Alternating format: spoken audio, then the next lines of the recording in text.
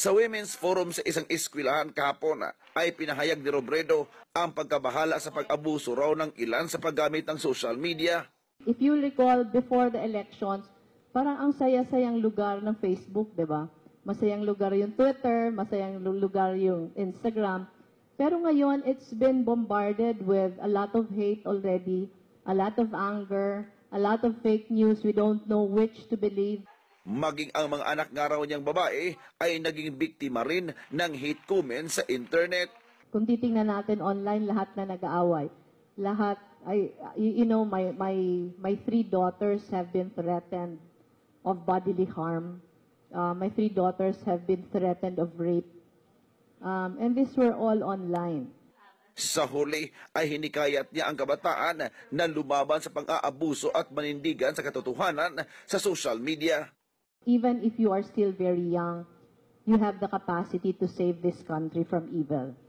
And everyone is encouraged to do your own share in saving the country from alam mo yun, from the fear of being sucked into a dark hole.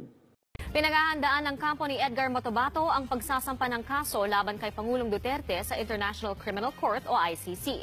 Ayon kay Attorney Jude Sabio, abogado ni Matobato, crimes against humanity ang isasampa nila sa ICC. Kaugnay ito ng sinasabing serye ng extrajudicial killings sa bansa na inuugnay sa kampanya kontra droga ni Pangulong Duterte. Nakatakda siyang bumiyahe sa the Netherlands sa katapusan ng buwan para sa nasabing kaso. Magiging basehan daw ng reklamo ang report ng iba't ibang international agencies at ang mga testimonya ni Matobato at Arthur Las Cañas.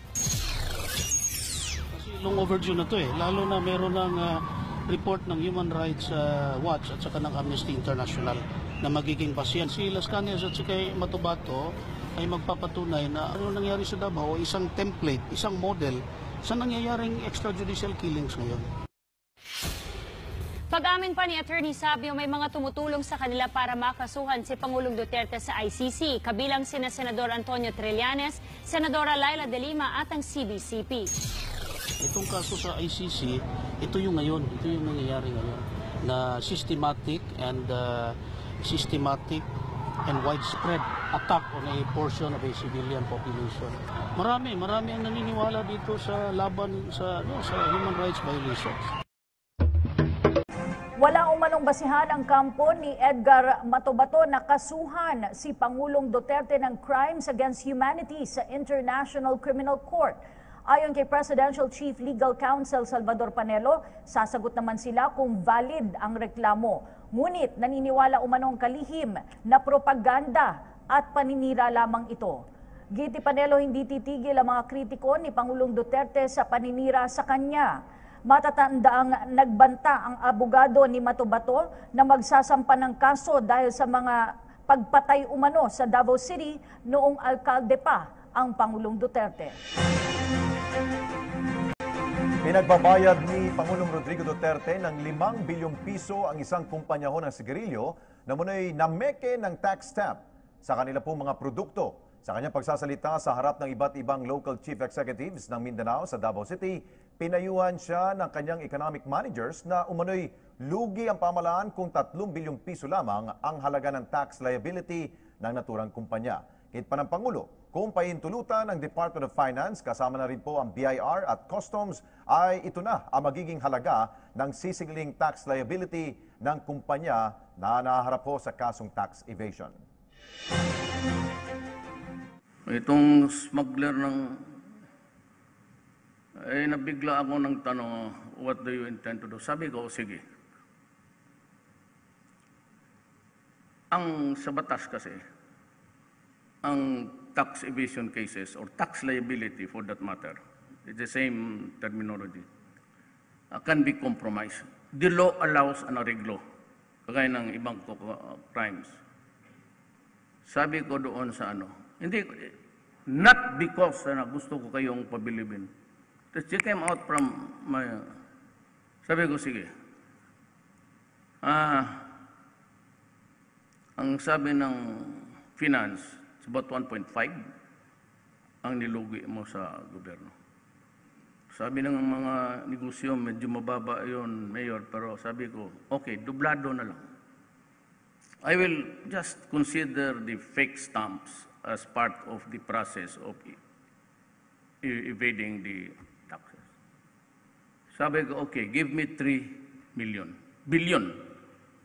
1 billion. Hindi ka nandito kayo. Doon, spontaneous yung pagkasabi ko. Because when I was in Basilan, I promised, tinuro nila, Mayor. Sabi ko, 1 billion for Basilan sa ospital. 1 billion sa Hulo. Tapos, ang naisipan kong sunod, ibig sabihin, iniisip ko talaga kayo, 1 billion yung Mary Johnston Hospital sa Tondo. Ayan. Pero sabi ng ibang negosyante, kulang yan, kayong interest. But you know, he's listening right now. Nag-i-stream na ito with sa Facebook, lumalabas na ang ganito. Real time. Sabi ng mga negosyante dyan, kulang yun. Kasi ang interest. Sabi ko, 5 billion siguro, but depende na lang kay Paildon, Dulay, pati Dominguez.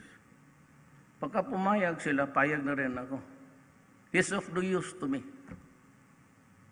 I mean, papresuhin mo yan. He will just enjoy the privileges of as if you're living out. Anyway, mapakahanap talaga ang pera ng paraan for you. Higit 100 ang dinakip sa one-time, big-time operation ng mga pulis sa Baclaran kagabi. Ang naging parusa sa kanila, mga push-up. Umaaksyon si Jen Kalimon. Ang city ordinance natin ay may kulong yan. Ha? Anong gusto ninyo ngayon? Mamili kayo. Kulong o exercise? Exercise. Ha? Yan ang ipinataw na parusa ng Parañaque PNP sa higit 100 nahuli sa kanilang one-time big-time operation sa Baclaran kagabi. Kasama sa mga dinampot ang mga gumagala na walang saplot pang itaas. May mga rider din na walang rehistro ang motor, pero pinakamarami ang mga nagiinuman sa kalsada. Nakainom kayo ngayon? Nakainom kami, kunti lang, hindi namin lasing. Hindi po kayo lasing yan? Hindi. Kasi pag lasing ka, ganun sa kalsada. Hindi ka lasing? Hindi o. 3 litro ng alak yan, kuya. Oo nga po eh. Reklamo naman ng ilan sa mga nahuli. Hindi nila alam na bawal ang kanilang ginawa. Nakainom po tayo? Kung nakinom tayo po, isa pa, lang sa padyak po. Siyempre, pagdating gabi ko, isang butil lang po. Oo, hindi ka naman lasing. Oo po. Kaso may oras lang kasi ang inom ngayon, hindi na pwedeng gantong oras. Sorry lang po, hindi ko alam eh. Bukod sa mga nagiinuman, may mga hinuli ring minor de edad at yung may mga arrest warrant. I-verify naman ng PNP kung may record na ang mga nahuli habang inilipat na ang mga minor de edad sa pangangalaga ng DSWD. Umaaksyon. Jen Kalimon, News 5. Samantala, sisimulan nang ipatayo sa susunod na buwan ang Cavite-Laguna Expressway. Pumirma na ng kontrata kanina ang MP Cala Holdings na subsidiary ng Metro Pacific Tollways at DM Consunhi na siyang mangangasiwa sa construction. Sa plano magkakaroon ng 45 kilometrong express lane mula Cavitex sa Kawit, Cavite hanggang SLEX Mamplasan Interchange sa Binyan, Laguna. Oras na makumpleto ito ang biyahe mula Cavitex hanggang sa SLEX na umaabot ngayon ng 2 oras, magiging 45 minuto na lamang. Target na matapos ang CALAX sa taong 2020.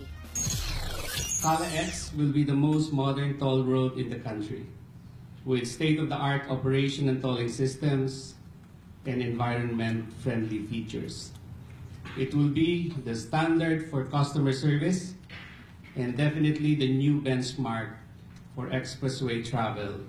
It will also reduce decongestion, particularly at the Governor's Drive, Aguinaldo Highway, and the Santa Rosa Tagaytay Road, which we all know that these roads are very heavily traveled. Yan nang tinapos ng Senado ang pagdinig nito kaugnay sa umano'y panunuhol sa ilang opisyal ng Bureau of Immigration.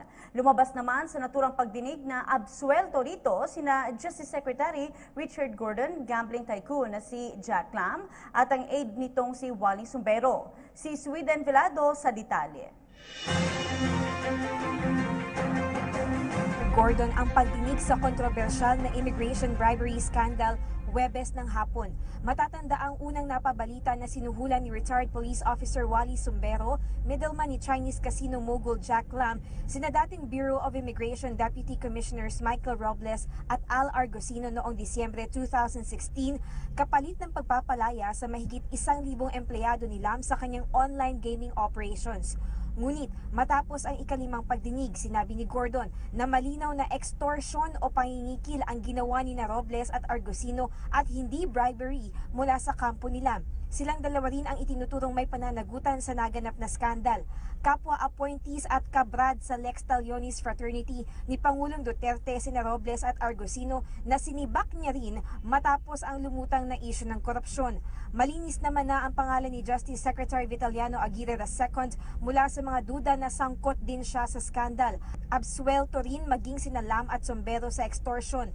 Nais naman ni Senador Gordon na bumuo ng bagong batas para sa regulasyon ng gaming operation sa bansa para magbigay ng karagdagang kita sa pamahalaan.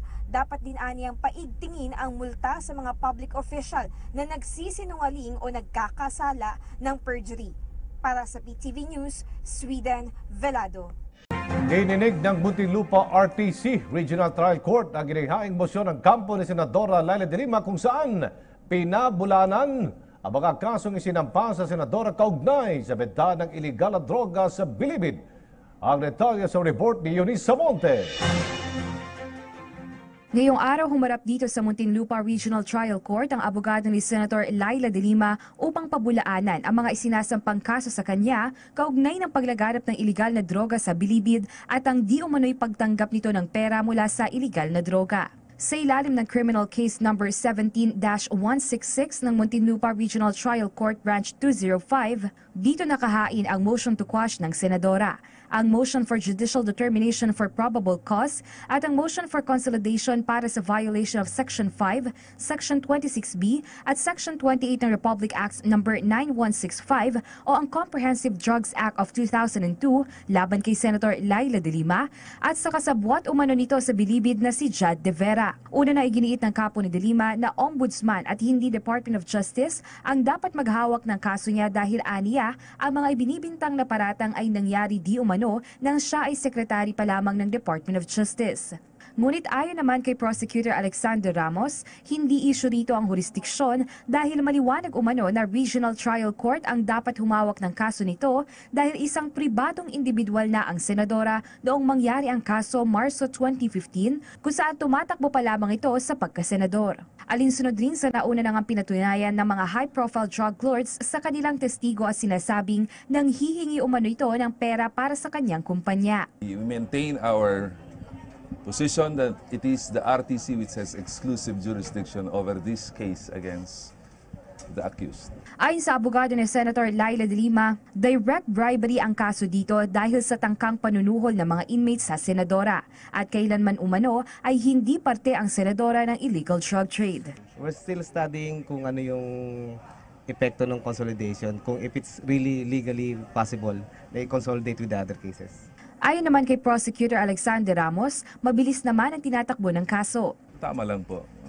Because there are pending incidents that the court has to resolve before we proceed with the trial proper. Samantala, binigyan naman ng karagdagang 10 araw ang magkabilang panig para sagutin ang mga paratang kung saan in-schedule ang susunod na pagdinig sa April 21 ngayong taon. Bukod sa Branch 205 ng Muntinlupa RTC, may mga kaso ring kinakaharap ang senadora sa Branch 204 sa ilalim ni Judge Juanita Guerrero at Branch 206 na hawak ni Judge Patria Manalastas de Leon. Nakadakda naman ang oral argument ng kaso ng senadora sa Supreme Court sa darating na Martes kung saan tumanggi muna ang abogado nito na magbigay ng detalye. Hindi ko rin naman pwede sabihin kung ano pa yung i-discuss doon. Para sa PTV News, Eunice Samonte.